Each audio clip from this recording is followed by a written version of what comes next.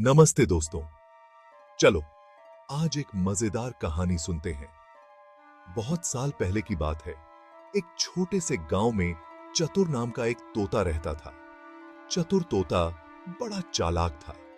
वो न सिर्फ बोलता था बल्कि गांव वालों की मुश्किलें भी सुलझाता था। एक दिन गांव में बड़ी मुसीबत आ गई। सरपंच जी बड़े परेशान थे क्योंकि राजा ने गांव पर बहुत ज्यादा टैक्स लगा दिया था।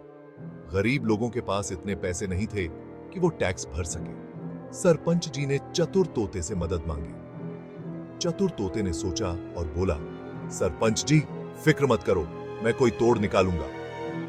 अगली सुबह चतुर तोता उड़ के राजा के महल पहुंचा। राजा के कमरे में जाकर बोला, राजा जी मैं चतुर तोता एक बात कहने आया हूं। राजा ने पूछा, बोलो चतुर, क्या बात है? चतुर बोला, आपके राज में एक गांव है जहां लोग बहुत गरीब हैं।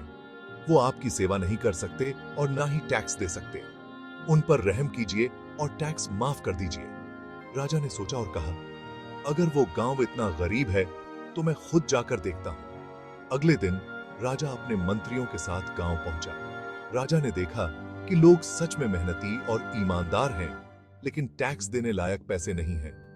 राजा को चतुर तोते की बात सही लगी और उसने गांव का टैक्स माफ कर दिया। गांव वाले खुशी से झूम उठे और चतुर तोते को धन्यवाद देने लगे। चतुर तोते ने कहा, देखो भाई, सच और ईमानदारी से बड़ी कोई ताकत नहीं।